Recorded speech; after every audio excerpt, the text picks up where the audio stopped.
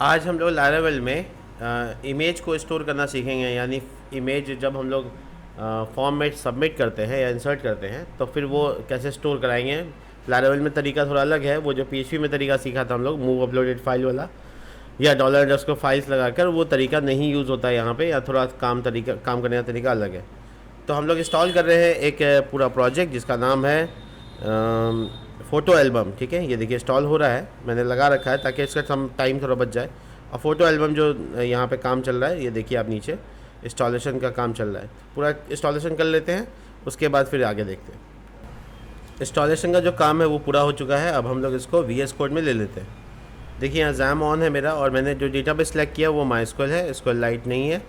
और मैं SQLite पे भी काम करूँगा, ऐसा नहीं कि SQLite पे आगे काम नहीं करेंगे या MongoDB पे काम नहीं करेंगे, लेकिन अभी MySQL पे हम लोग फ्रेंडली है थोड़ा PHP से, इसलिए हम उसको चूज़ किया है। अब हम लोग यहाँ पर आ जाते हैं और यहाँ पर सबसे पहले सीखते हैं यहाँ पर एक कंट्रोलर बनाना, जो कि हम लोग जान चुके हैं कैसे बनता है। तो पहले देख लेते हैं कि हाँ ये सक्सेस का मैसेज आ गया, ओके हो गया, ये हटा देते हैं। और उसके बाद हम लोग अपना कंट्रोलर बनाएंगे। तब तक रिसोर्सेज फाइल भी बनाना होगा हमको। तो लिखते हैं यहाँ पे PHP artisan make colon controller, और उसके बाद इसके जस्ट बाद यहाँ पर कंट्रोलर का नाम। तो आज मैं फ़ोटो कंट्रोलर रख रहा हूँ क्योंकि फ़ोटो का काम है। ठीक है, तो अगर मैं इसका मॉडल बना रहा हूँ तो इसका नाम फ़ोटो रखूँगा, टेबल का नाम फ़ोटोज़ हो जाएगा। और इसमें M का मतलब माइग्रेशन चाहिए मुझे, C का मतलब यहाँ पे मुझे कंट्रोलर चाहिए। अगर मैंने R लिख दिया तो उसका मतलब कंट्रोलर रिसोर्स वाला चाहिए, यानी इसमें सारा मेथड बना हुआ आएगा। ठीक है, तो MCR, ठीक है, migration controller with reference resources. तो ये तीनों चीज़ बन जाएगा। देखना तो ये हमसे पूछ रहा है कि ये अभी आप जो बना रहे हैं ये आप सॉरी कंट्रोलर यहाँ पे कमांड हो गया गलती से, तो मैं वापस से आता हूँ। ये कंट्रोलर की जगह मॉडल लिखना है, ये कमांड गलत हो गया। अब देखिए मॉडल भी बन गया, माइग्रेशन भी बन गया, कंट्रोलर बन गया। आप देख सकते हैं यहाँ पे डेटाबेस के पास जाएंगे, यहाँ पे हमको माइग्रेशन मिल जाएगा जिसमें हम लोग अपना कॉलम वगैरह डालेंगे। तो हम कॉलम ज़्यादा नहीं सीखना है, फ़ोटो अपलोड करना बस। तो एक तो हो गया मेरा स्ट्रिंग डेटा टाइप में इमेज, ठीक है, और दूसरा जो चीज़ होगा वो इसका नाम होगा, यानी इसका कैप्शन होगा। इमेज क्या चीज़ का है तो कैप्शन, ठीक है। Caption can be A nullable, तो इसलिए हम नलेबल लगा देते हैं। इसका मतलब हम इसको खाली भी छोड़ सकते हैं, तो इसमें ऐसा रिक्वायर्ड वाला सिस्टम नहीं रखेंगे। ये हो गया मेरा माइग्रेशन। इसके अलावा मेरे पास है ऐप के पास देखेंगे तो कंट्रोलर मिल जाएगा आपको यहाँ पे, photo controller with all resources. ठीक है, तो थोड़ा ईजी हो जाएगा MCR लिखने से। और उसके बाद जो ये मॉडल है ये आपके पास एग्जिस्ट करता है। अभी तक हम लोग नहीं समझ पाए कि मॉडल का क्या काम है, लेकिन कोई बात नहीं, हम लोग मॉडल को यूज़ ज़रूर कर रहे हैं। मतलब डेटाबेस कॉलिंग में, इंसर्ट में मॉडल कॉल होता है, लेकिन मॉडल के अंदर क्या लिखना है ये अभी तक क्लियर नहीं है आपको। जब हम उसकी ज़रूरत आएगी तो हम आपको ज़रूर दिखाएंगे, अभी तक तो नहीं आएगी। ठीक है, तो हमारा जो टेबल है वो बन गया है। उसके लिए उसको कन्वर्ट करना होगा अपने डेटाबेस के में PHP आर्टिशन और माइग्रेट। ठीक है, ये कमांड लगाने से क्या होगा, ये जो माइग्रेशन है ये अब माइग्रेट में बदल जाएगा। ये आपसे पूछ रहा है कि डेटाबेस,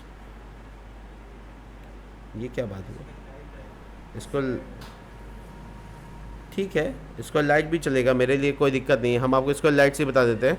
जो डेटाबेस फोल्डर है उसमें database.sqlite ऐसा करके फाइल बन जाता है। ठीक है, अब आपको इसको अगर इसका डेटा वोटा चेक करना है ना, तो उसके लिए कोई एक्सटेंशन डाउनलोड कर लो जिसमें SQLite का व्यूअर हो, SQLite व्यूअर ऐसा करके बहुत सारा आता है, आप कोई भी यूज़ कर सकते हैं। ठीक है, SQLite व्यूअर देखने के लिए कि हाँ डेटाबेस में आया कि नहीं आया। बाकी मैनेजमेंट तो PHP मैनेजमेंट में जैसे जाके कुछ नहीं करते हैं, वैसे इसको भी कुछ नहीं करेंगे।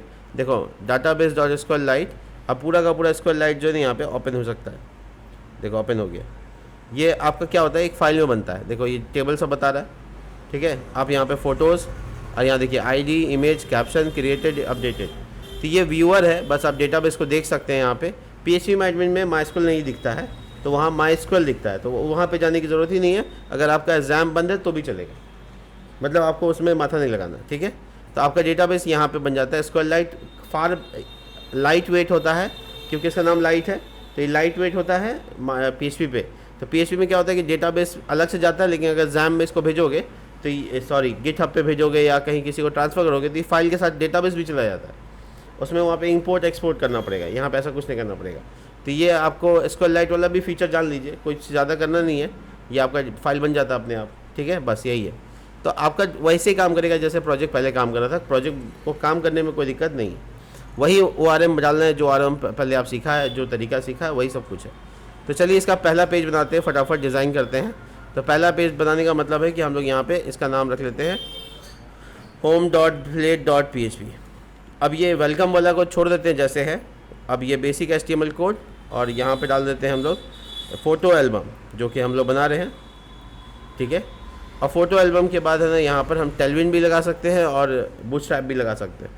तो टेलविन बूटस्ट्रैप दोनों पॉसिबल है, हम टेलविन ही लगा लेते हैं। स्क्रिप्ट का टैग लगा देते हैं, ठीक है, https cdn tailwind.css.com, ठीक है। ये आपका ऑनलाइन लिंक हो गया टेलविन का, जिसके बाद आप अपना काम टेलविन का कर सकते हैं। तो हमको ज़्यादा कुछ नहीं करना है, हमको एक हेडर फाइल बनाना है, उसमें इंसर्ट है, उसमें कॉलिंग, यही सब है।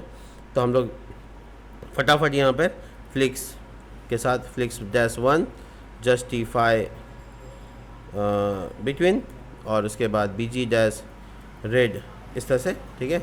आपको जो कलर देना है वो कलर दे दो और S2 text-2xl और यहाँ पे फ़ोटो एल्बम जो टाइटल के तौर पे काम करेगा वो दे दिया, ठीक है। इसमें px 10%, about 10%, py 5, that's it. तो इट्स वर्किंग। और ये होम पेज को हम लोग अपने कंट्रोलर का इंडेक्स पेज पे डाल देंगे ताकि कॉलिंग वगैरह कर सके। देखो रिटर्न व्यू और यहाँ पर होम। अब इसके बाद हमको लिखना है PHP आर्टिशन सर्व, ठीक है, कमांड डाल दिया। अभी web.php में आपको पॉइंट करना है तो देखो web.php ये जो आपको स्लैश होम पेज इसको वैसे छोड़ देते हैं, उसमें कुछ छेड़छाड़ नहीं करते। राउट $: रिसोर्स, ठीक है। और यहाँ पे फोटोज़, ठीक है, स्लैश फोटोज़ से आएगा या फ़ोटो कर दो और ये कंट्रोलर का नाम, तो फ़ोटो कंट्रोलर जो कि इंपोर्ट होना चाहिए और क्लास। इसमें ना नाम देने की ज़रूरत है ना कुछ और, फंक्शन बताने की ज़रूरत नहीं। रिसोर्स अपने आप स्लैश फ़ोटो पे ले लेगा। तो स्लैश फ़ोटो पे जाके देखो कि हाँ काम कर रहा है कि नहीं। तो सिंपल है, अपने किसी ब्राउज़र पे जाओ और लिखो अपना IP एड्रेस जो कि 8000 है और उसके बाद डाल दो स्लैश फ़ोटो और एंटर मार के देख लो। वो जो पेज है पहला पेज वो खुल जाना चाहिए कम से कम। वेट करो, कोई दिक्कत नहीं, कंपाइलेशन में थोड़ा सा समय लगता है। देखो आ गया। तो ये हो गया मेरा काम, ठीक है। पहला ऊपर का जो पट्टी है वो बन के तैयार। इसमें जो है ना ये वाला टेक्स्ट है ये वाइट नहीं हो रहा है, तो हम ऐसे ऊपर में लिख देते हैं टेक्स्ट वाइट, जिसका वाइट हो जाएगा, ठीक है। ये चेक कर सकते हो, वाइट हो गया। इसके बाद नीचे आते हैं और यहाँ पे लिखते हैं हम लोग flix-1, ठीक है। और इसमें लिखते हैं W-3/12, मतलब 3/12 और एक बच गया रेस्ट पार्ट 9/12, ठीक है। तो 3/12 में इंसर्शन कर लेंगे और 9/12 में कॉलिंग कर सकते हैं, ये आसानी से कर सकते हैं। तो हम लोग यहाँ पे फॉर्म बना लेते हैं। पहले तो एक bg-white बॉर्डर और rounded-lg ये सब डाल देते हैं। उसके बाद p-5 डाल देते हैं, यानी डॉट छूट गया, .p-5 ये पेडिंग हो गया। और इसके बाद फॉर्म का टैग जो हम लोग को मेथड के साथ डालना है पोस्ट, और यहाँ पे @CSRF नेवर मिस, मार्जिन 3 और लेबल, और ये जो मार्जिन 3 है यहाँ पे flix-call gap 2 या 3। लेबल में आपको लिख देना है यहाँ पे कैप्शन जो कि आपको डालना है, इमेज का कैप्शन। तो हम यहाँ लिखते हैं इमेज कैप्शन, मतलब इमेज के बारे में कैप्शन का मतलब यही होता है। इनपुट टाइप बॉर्डर W-full और px3 py2 और उसके बाद यहाँ पे नेम में कैप्शन लिख देते हैं जो कि डेटाबेस के अनुसार कॉलम का नाम हो गया, ठीक है। और यहाँ पे हम लोग सब जानते हैं वैल्यू में क्या डालना है, ओल्ड, और यहाँ पे डाल देना कैप्शन, ठीक है।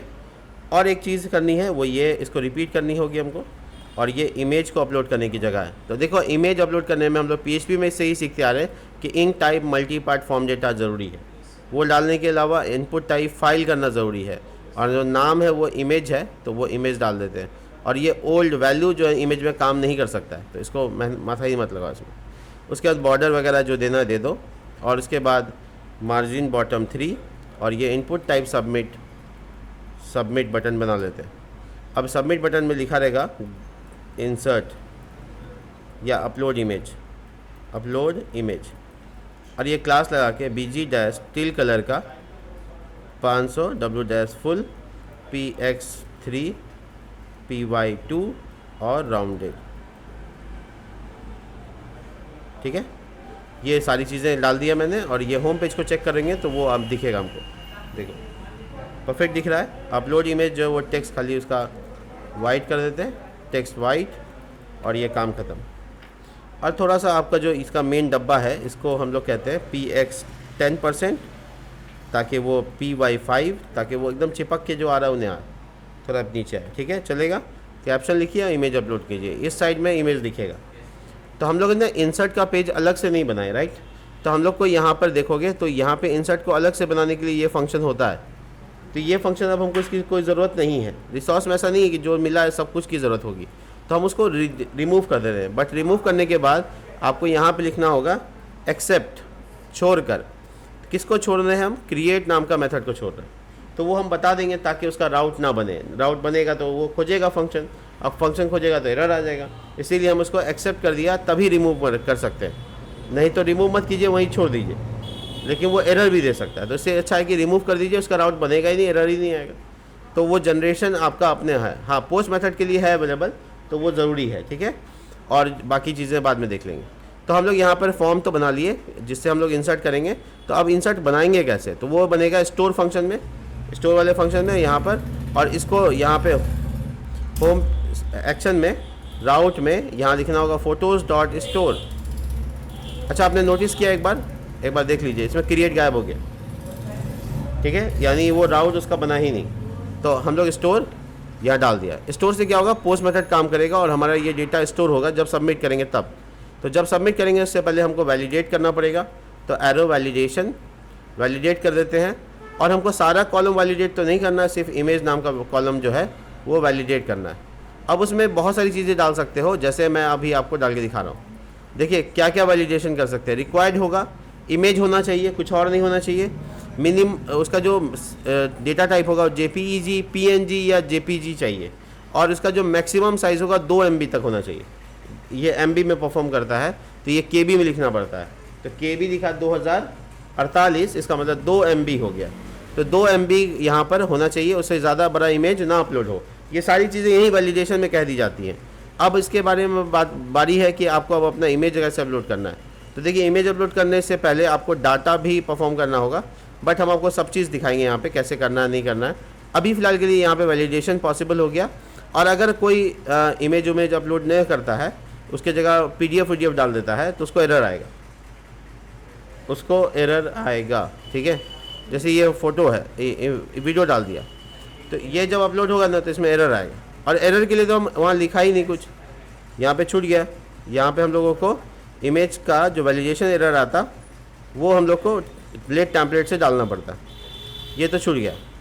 Text dash red dash text dash XS extra small, और ये देखो मैसेज। तो जो भी मैसेज होता है वो हमको दिखना चाहिए था। इमेज वीडियो जो है ना काफ़ी बड़ा ले लिए, कोई PDF फाइल वगैरह ले लेते हैं, ज़्यादा समझ में आएगा। ये देखो JPG फाइल ये तो ले लेगा, ये EXE फाइल ये नहीं लेना चाहिए। तो चेक करते हैं इसमें क्या बोलता है मैसेज। देखो मस्ट बी कंटेंट, तो वो इमेज के अलावा कुछ भी अपलोड होने नहीं देगा। वैलिडेशन में ऐसा लिख दिया गया। अब जब फॉर्म वैलिडेशन का टॉपिक पढ़ेंगे थ्योरी में, तो वो डिस्क्राइब होगा कि रिक्वायर्ड है, इमेज है, वो सब क्या है और कैसे काम करता है, वो बाद में देख लेंगे। अभी फ़िलहाल यहाँ देखो इमेज डालेंगे तो ले लेगा। ठीक है, इमेज में कोई एरर नहीं आएगा। देखो कोई एरर नहीं है, सबमिट हो गया, तो ये एरर नहीं है। ठीक है, इसकी पहचान यही हुई। चलिए अब हम लोग अपलोड करना सीखते हैं। तो सबसे पहले तो हम आपको बता दें कि कल ही हम लोग पढ़ा था रिक्वेस्ट वाले टॉपिक में।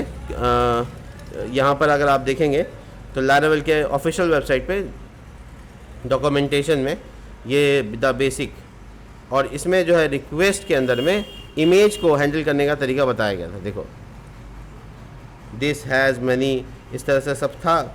इसमें फील्ड मिसिंग, मर्ज, फ्लैश, रिडायरेक्ट, इनपुट ट्रिमिंग, देखो ये था रिट्रीविंग अपलोडेड फाइल। तो इसमें था क्या कि जो आप रिक्वेस्ट ले रहे हो उसका फाइल का नाम बताओ, हो गया काम। लेकिन अगर आपको स्टोर भी करना है तो आपको यहाँ पे लिखना होगा, देखो एक्सटेंशन पाथ निकालना है तो पाथ निकाल सकते हो, एक्सटेंशन निकालना तो एक्सटेंशन निकाल सकते हो। लेकिन अगर आप स्टोर करना है, स्टोरिंग अपलोडेड फाइल, तो फिर आपको लगाना होगा ये तरीका। ठीक है, इस तरीके से आप आराम से अपलोड कर सकते हो। और दूसरे तरीके से ये वाला तरीका सेव एज था। तो दोनों तरीका यूज़ करके दिखा देते हैं आपको। पहले एक तरीका से सीख लेते हैं। तो हम लोग को अपना फॉर्म को स्टोर कराने के लिए लिखना पड़ेगा, मान लो इमेज नाम का वेरिएबल, डॉलर रिक्वेस्ट एरो, और वो जो कॉलम का नाम था वो क्या था, इमेज, इमेज, और उसके बाद एरो, और उसके बाद सेव, सॉरी स्टोर। अब इस स्टोर में यहाँ पे पैरामीटर क्या दिख रहा है आपको, फोल्डर का नाम। तो फोल्डर का नाम आप इमेजेस लिख देंगे, जो भी आप फोल्डर का नाम लिखना चाहते हैं। तो हम यहाँ इमेजेस लिख दिया। अब आपका इमेज स्टोर होगा और वो डेटा स्टोर होकर काम निकल जाएगा। लेकिन कई बार ऐसा होता है कि उसका नाम वगैरह भी आपको पता होना चाहिए। तो उसका नाम हम कैसे निकालेंगे वो बताते हैं आपको। हाँ, तो ये आप इसको रिटर्न करके देख लीजिए स्टोर होता है कि नहीं होता है। रिटर्न डॉलर इमेज, ठीक है। तो हम पोस्ट मेथड से कोई इमेज को अपलोड करेंगे, चूज़ करेंगे। मान लो ये इमेज अपलोड करने जा लारावेल 11। अब आप इसके बाद यहाँ पर पॉइंट करेंगे तो देखिए इमेज अपलोड हुआ और इमेज स्टोर हुआ इमेजेस फोल्डर के अंदर। आपको कहाँ दिखेगा ये इमेज, वो देखना बहुत इंपॉर्टेंट है। तो इमेज एक्चुअल में स्टोर होता है बाय डिफ़ॉल्ट स्टोरेज फोल्डर में। स्टोरेज के अंदर ऐप में, ऐप के अंदर इमेजेस बन गया, उसके अंदर देखो ये फ़ोटो आ गया। ठीक है, तो ये फोल्डर में बन जाता है। बट ये फोल्डर आपको पब्लिकली, आप अगर इसको कॉल करना चाहते हैं, एक्सेस करना चाहते हैं तो नहीं हो पाएगा। तो उसके लिए एक तरीका है जो हम आपको बताएंगे। बट उससे पहले एक और बात सुन लो, वो ये है कि जो इमेज का नाम है वो अपलोड कर सकते हो या पूरा पाथ, ये इतना पाथ को डेटाबेस में डाल सकते हो। तो हम लोग है ना जैसे डेटाबेस में डालते हैं वैसे डालेंगे। जैसे मान लो लिखा फ़ोटोज़ 2 बार कॉलन, ये फ़ोटोज़ मॉडल का नाम है, ठीक है, ये इंपोर्ट होना चाहिए, ध्यान रखें। 2 बार कॉलन क्रिएट, ऐसे यूज़ कर सकते हैं, बड़ी ब्रैकेट। और क्रिएट का तरीका यूज़ नहीं करना चाहते हो तो डॉलर फोटो ऐसे लिख दो। जो पुराना तरीका जो हम तुमको सिखा चुके हैं वो वाला तरीका हम यूज़ कर रहे हैं, फ़ोटो इस तरह से ये बन गया। अब इसमें से हमको कैप्शन चाहिए तो arrow caption is equal to dollar request से आ रहा डेटा जो है कैप्शन वाला वो डाल दो। कल भी हम सिखाए थे इनपुट का भी एक तरीका होता है और उसमें कैप्शन डाल दो। अगर डिफ़ॉल्ट वैल्यू नहीं है कुछ तो नल डाल दो। इसका मतलब ये हुआ कि अगर जब कुछ नहीं रहेगा तो नल जाएगा, डिफ़ॉल्ट वैल्यू क्या जाएगा, नल जाएगा। तो हम नलेबल लिखा भी है वहाँ पे नहीं जाने पर। और दूसरा ये कि फ़ोटो का जो इमेज है, फ़ोटो की इमेज कॉलम में क्या जाएगा, देखो एरो इमेज क्या जाएगा, तो डॉलर इमेज जाएगा जो ऊपर में बनाए हुए, ठीक है। और उसके बाद लास्ट लाइन लिखना होता है फ़ोटो एरो सेव, इससे सेव हो जाएगा। और उसके बाद रीडायरेक्ट कर देंगे, रीडायरेक्ट रिटर्न, और ये वापस से स्लैश फ़ोटो वाले लिंक में चला। ऐसे रीडायरेक्ट करने की जगह राउट का नाम भी लिख सकते हो, राउट, और देखो राउट डॉट इंडेक्स हो गया। रिटर्न 2 हो गया इसलिए एक को हटाना पड़ेगा, ठीक है। पूरी तरह से हम तैयार हैं। ट्राई करेंगे दोबारा से, चेक करो। वापस से हम एक कैप्शन में लिखते हैं थंबनेल, ठीक है। और ये यहाँ पर हम कोई थंबनेल ही सिलेक्ट कर लेते हैं और ये अपलोड कर देते हैं। तो देखो क्या क्या होता है, पूरा रिफ्रेश होकर आ गया। अब ये अपलोड हुआ या नहीं हुआ हम बताए थे आपको कि माइस्क्यूएल व्यूअर में आप देख सकते हैं। अगर आपको ऐसे नहीं दिखना तो आप कॉल करके देख ही सकते हैं। ये फ़ोटो है, देखिए फ़ोटो में यहाँ पे इमेज में पाथ इंसर्ट हो गया और थंबनेल कैप्शन में आ गया। इसका मतलब डेटाबेस भी इंसर्ट हो गया। अब हम लोग इसका कॉलिंग करना है। तो कॉलिंग के लिए इंडेक्स पेज होता है, हम सब जानते हैं। और यहाँ पे हम फ़ोटोज़ लिख देते हैं, फ़ोटोज़ इज इक्वल टू सारा फ़ोटो आ गया ऑल, और यहाँ पे एरे बना कर डाल देते हैं photos arrow photos variable photos, ठीक है। तो इसका की का नाम फ़ोटोज़ हो गया, तो यहाँ लूप चला सकते हैं। तो हम जो 3 का पार्ट है ये बन करके 9 के पार्ट में आ गए। और यहाँ पे बनाते हैं ग्रीड, ग्रीड टेलविन वाला grid, grid dash col dash 4 डाल देते हैं और थोड़ा गैप मेंशन कर देते हैं, थोड़ा सा गैप, ठीक है। और उसके बाद लूप चलाना है और कुछ नहीं। तो हम लोग लूप चलाते हैं, for loop photos dot photo, और इसमें बॉर्डर रेडियस वगैरह वगैरह डाल देके। और ये देखो ये फ़ोल्डर का नाम, तो ये जो फोल्डर एक्सेस करें वो स्टोरेज फोल्डर है जहाँ पे है रखा हुआ। स्टोरेज फोल्डर है, उसके बाद स्लैश इमेज तो उसके साथ गया है, इंसर्ट हुआ है, स्लैश इमेज उसमें है, तो स्टोरेज स्लैश इमेज स्लैश ये करके अपना डेटा को कॉल कर लिए। अब देखो तो ये डेटा कॉल हो रहा है या नहीं, मैटर कर रहा है कि इमेज कॉल नहीं हो रहा है। ठीक है, इमेज को पब्लिक के साथ अगर लिंक करना चाहो, हम सब जानते हैं कि पब्लिक फोल्डर में जो कुछ रहता है वो हमेशा बाहर से एक्सेस हो जाता है। पब्लिक फोल्डर जो बाहर में ये वाला, यहाँ पे सब कुछ एक्सेसिबल है। ठीक है, तो तुम चाहो तो इसको स्टोरेज को लिंक कर सकते हो पब्लिक फोल्डर के साथ। कैसे करेंगे, इसके लिए कमांड चलाना पड़ता है, PHP artisan storage colon link. समझ में बात, PHP artisan storage colon link. तो अब क्या हुआ, जो स्टोरेज फोल्डर है ये वाला, अब वो वाला फोल्डर कहाँ चला गया पता है, पब्लिक फोल्डर के पास। देखो स्टोरेज के अंदर, ओ अच्छा, अब लिंक किए हैं तो अब अपलोड शायद करना पड़ेगा। मैं दोबारा अपलोड कर लेता हूँ, रुको, डाटा टेस्ट करने के लिए कोई और इमेज यूज़ कर लेते हैं, मोमोज। देखो तो, ओ अच्छा, सर्वर बंद है, भारी गंभीरता के साथ। देखो तो ये चेक करना है, अच्छा ये स्टोरेज तो किया हुआ ही है यहाँ तो, मोमोज स्टोरेज। हाँ, अब से देखो हम पाथ इसको करेक्ट कैसे करते हैं, पाथ गलत है इसका। ठीक है, अब यहाँ पे स्लैश लगा देंगे तो पब्लिक को एक्सेस होगा, और पब्लिक के अंदर जो है वो स्टोरेज फोल्डर है। ठीक है, पब्लिक स्लैश स्टोरेज, स्टोरेज के अंदर में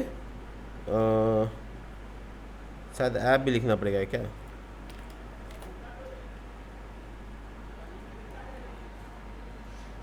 एक मिनट, मैं थोड़ा इसको पॉइंट करने की कोशिश कर रहा हूँ। ठीक है,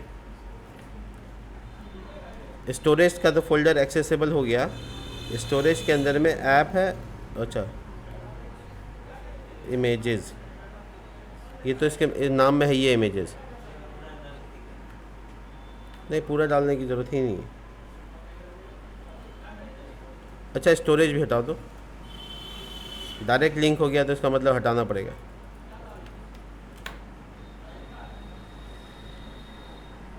कोई बात नहीं। और अच्छा एसेट्स एक्सेस हो रहा है, एसेट्स से पब्लिक फंक्शन एक्सेस होता है। ठीक है, पब्लिक फंक्शन हुआ, पब्लिक फंक्शन के अंदर स्टोरेज, ये तो सही है, स्टोरेज पब्लिक फंक्शन। देखो ये जो एसेट्स नाम का हेल्पर है ना, ये डायरेक्ट पब्लिक फोल्डर को एक्सेस करता है, उसके अंदर में स्टोरेज, लेकिन स्टोरेज के अंदर कुछ आना चाहिए था, लिंक तो किया हुआ है। अच्छा मैं देख लेता हूँ, रुको थोड़ा यहाँ देखता हूँ क्या कह रहा है।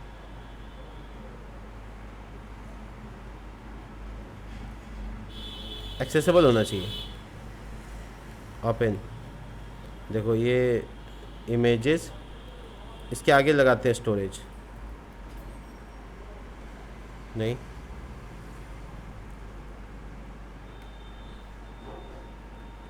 Storage link in Laravel. थोड़ा देख लेते हैं कि क्या मैटर है, कहाँ गड़बड़ कर रहे हैं।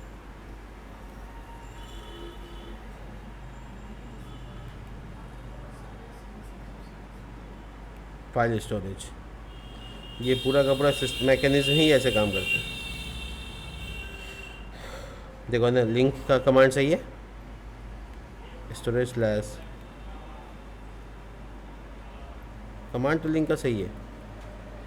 दोबारा से डालते हैं कमांड को, मैंने तो लिंक का कमांड गलत नहीं किया।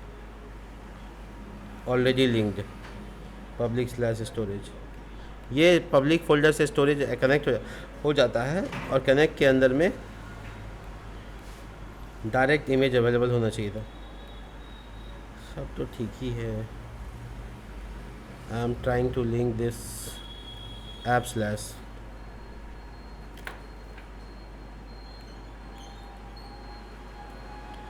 अच्छा मैं चेक करता हूँ, क्रॉस चेक कर लेता हूँ।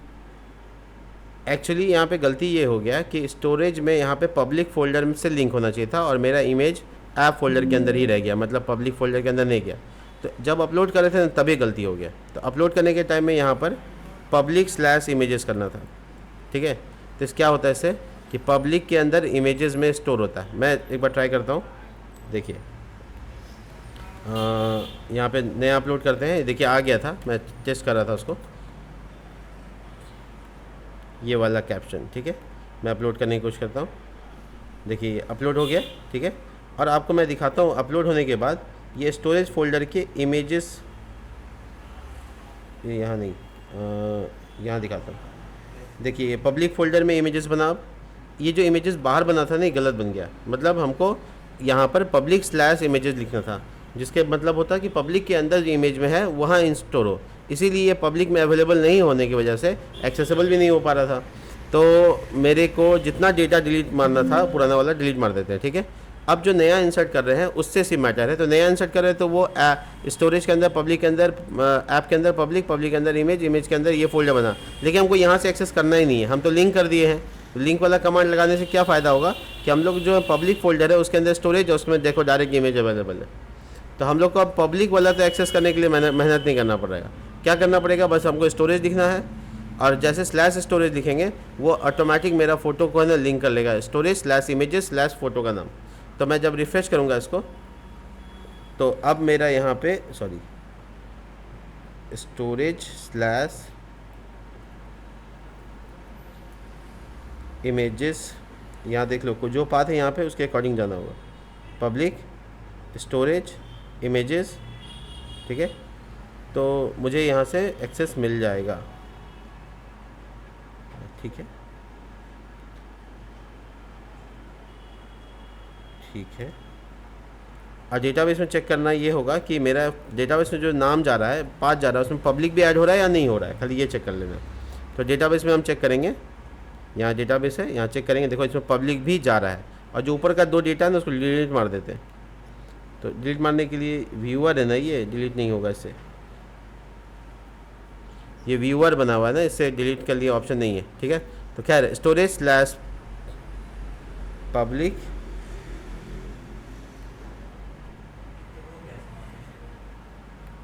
नहीं हुआ, स्लैश स्टोरेज स्लैश इमेज आना चाहिए था। अब एक और गड़बड़ी, जब इमेज अपलोड कर रहे हैं उसमें अब हम लोग का सिर्फ गड़बड़ आ गया है। क्या मामला बताते हैं। जब इंसर्ट कर रहे हैं हम लोग यहाँ पर तो हमारा पब्लिक स्लैश पब्लिक के साथ जा रहा है, ठीक है। और हम लोग स्लैश पब्लिक के साथ एक्सेस करना ही नहीं है। कोई बात नहीं, मैं इसको सॉल्व कर लेता हूँ। यहाँ पे इमेज को इंसर्ट कर रहा हूँ, not like a image, but image का सिर्फ और सिर्फ हमको एक चीज़ चाहिए, वो है नाम, ठीक है। तो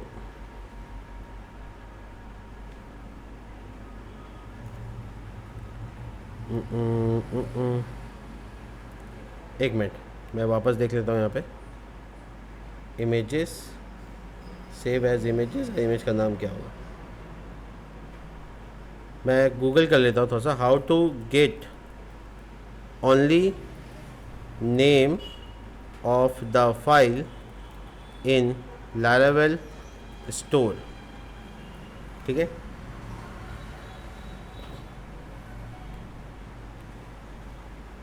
मुझे सिर्फ एक्चुअल में नाम चाहिए, हाँ ऐसे हो जाएगा। तो मैं यहाँ इमेज को अपलोड ना करके यहाँ पे लिखूँगा $रिक्वेस्ट एरो फाइल और फाइल का नाम। मुझे सिर्फ फाइल का नाम डेटाबेस में इंसर्ट करना है, तो फाइल का नाम इमेज। तो मैं इस वेरिएबल को नहीं पॉइंट करूँगा क्योंकि इस वेरिएबल में पूरा पाथ आता है और उसमें पब्लिक भी आता है और हमको एक्चुअल पब्लिक नहीं चाहिए एक्सेस करने के टाइम, लेकिन स्टोर पब्लिक में ही करना है। तो दोनों स्थिति को पूरा करने के लिए हम इसको यूज़ ना करके इसको यूज़ करेंगे।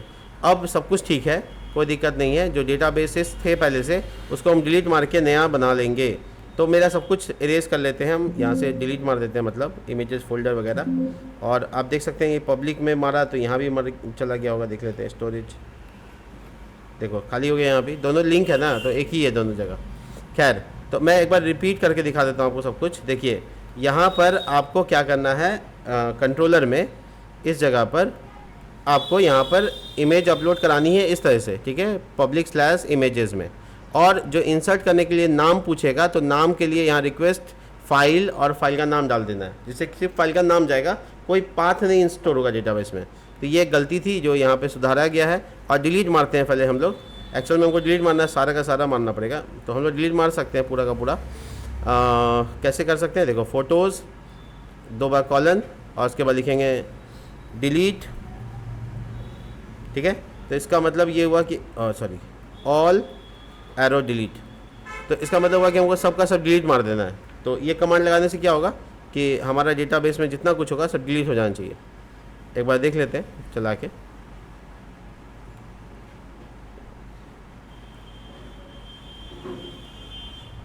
ठीक है, बाकी सब मामला सेट कर दिया है, यहाँ पे सब ठीक हो गया। डज नॉट फाउंड, ऑल को डिलीट कर रहे थे ना, इसको कमेंट कर दो। छोड़ो, डिलीट नहीं भी होगा तो चलेगा, हम डिलीट मैनुअली मार देंगे। तो हमारा इंसर्शन का कोड में जो चेंजेस किया है वो एकदम परफेक्ट है, और हम लोग इसको दोबारा से रिफ्रेश करेंगे ताकि हमें नया इंसर्ट कर सकें। तो नया इंसर्ट करने के लिए हम यहाँ लिखते हैं फिर से मोमोज़ और यहाँ पे इमेज। तो जो मोमोज़ का इमेज है उसको सिलेक्ट कर लेते हैं और अपलोड पे क्लिक करते हैं। तो देखो ये चौथा डेटा इंसर्ट तो हो जाएगा, बस इसका पाथ अभी हम लोग फिक्स नहीं किए हैं। बस इतना सा करना है कि कॉलिंग के टाइम में आपको अब पूरा पाथ डिसाइड करना है। मैं आपको डेटाबेस व्यूअर से दिखाता हूँ डेटाबेस में क्या गया सिर्फ। और ये देखो एक और गलती, यहाँ पे टेम्प्रोरी फाइल चला गया, हमको तो नाम चाहिए था। तो फाइल तो आया मेरे पास लेकिन फाइल का नाम नहीं आया। ओहो, एक और काम। स्टोर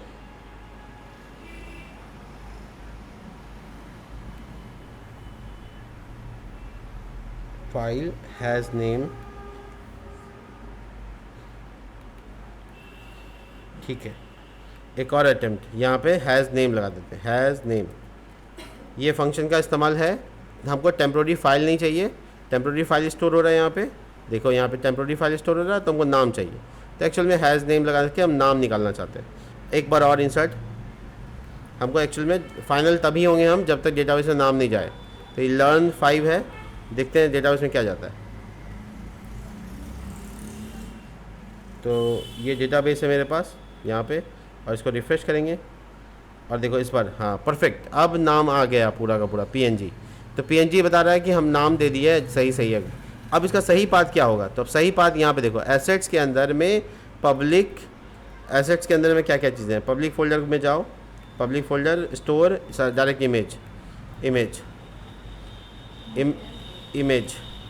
इमेजेस, यस ये इमेजेस और उसमें डायरेक्ट इमेज का नाम। देखिए लास्ट वाला जो है ना उसमें आ जाएगा इमेज, देखिए आ गया। तो ये आपका पाथ परफेक्ट हो गया, 4 गलती करने के बाद 5वां सही। तो ये है नॉर्मल स्थिति। हम लोग रिपीट कर देते हैं, थोड़ा सा आपको और समझ में आ जाएगा। फाइनल रिपीटेशन देख लो। हम लोगों को सबसे पहले क्या करना है, जब हम लोग अपना इंसर्शन कर रहे हैं तो इसके लिए ये वाला कमांड डालना है जिससे स्टोर हो जाएगा डेटा, और ये वाला तरीके से हम लोग उसका नाम निकाल सकते हैं। जो नाम होगा वो डेटाबेस में स्टोर होगा और जो फाइल होगा वो वहाँ फाइल में स्टोर होगा। उसके बाद हम लोग को कमांड डालना है, कमांड है यहाँ पे देखो, PHP artisan storage colon link. इसको डालने के बाद आप एक बार चेक कर सकते हो, पब्लिक फोल्डर में कोई स्टोरेज नाम का आ जाएगा, जिसकी पहचान ये है कि ये एरो का साइन आएगा यहाँ पे। तो ये लिंक वाला फोल्डर है, ये एक्चुअल फोल्डर नहीं है। ये लिंक कहाँ से हो जाता है, ये लिंक होता है नीचे स्टोरेज का, जो एक्सेसिबल नहीं होता है डायरेक्ट, पब्लिक ही वाला एक्सेसिबल होता है। तो यहाँ पर स्टोरेज पब्लिक और उसके अंदर देखो फ़ोटो है, वही फ़ोटो वहाँ पे भी लिंक है, दोनों अलग अलग जगह पे एक ही चीज़ है, ठीक है। उसके बाद क्या होता है कि जब आप लोग इसको एक्सेस करना चाहते हैं डेटाबेस से, तो आपको लगाना पड़ेगा एसेट्स फंक्शन, जो कि हेल्पर के तौर पे पब्लिक फंक्शन फोल्डर को एक्सेस करता है। पब्लिक फोल्डर के अंदर स्टोरेज फोल्डर है, स्टोरेज फोल्डर के अंदर इमेजेस फोल्डर है, और उसके बाद उसका नाम। तो इससे हो जाएगा आपका इमेज एक्सेस और आपका काम हो जाएगा परफेक्ट। मिलते हैं नेक्स्ट वीडियो में, तब तक के लिए बाय।